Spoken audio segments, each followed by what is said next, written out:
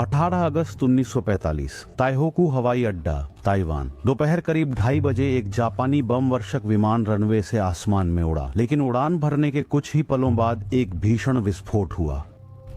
अगले दिन पूरी दुनिया को पता चला कि भारत की स्वतंत्रता के स्वप्न दृष्टा नेताजी सुभाष चंद्र बोस अब नहीं रहे। लेकिन क्या वाकई ऐसा था, या फिर उस धुंध के पीछे इतिहास की सबसे बड़ी पटकथा लिखी गई थी? आज 80 साल बाद भी हर भारतीय के मन में बस एक ही सवाल है, नेताजी कहाँ हैं?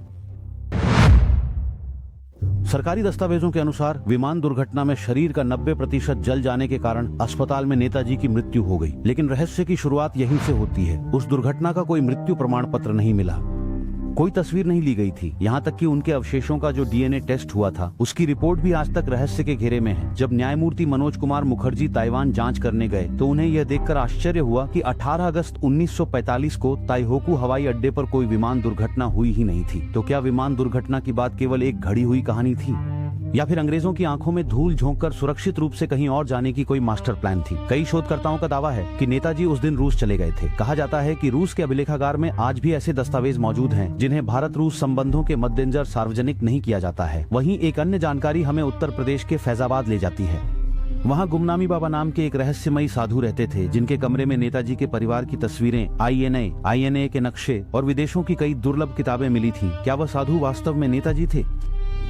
उनकी लिखावट और नेताजी की लिखावट में अजीब समानता क्यों पाई गई थी? नेताजी केवल एक राजनीतिक नेता नहीं थे, वे करोड़ों भारतीयों की भावना थे। उनकी मृत्यु या उनका गायब होना आज भी भारतीय इतिहास का सबसे बड़ा अनसुलझा अध्याय है। शायद किसी गुप्त फाइल में आज भी वह सच दबा हुआ है जो भारत का इतिहास बदल सकता है।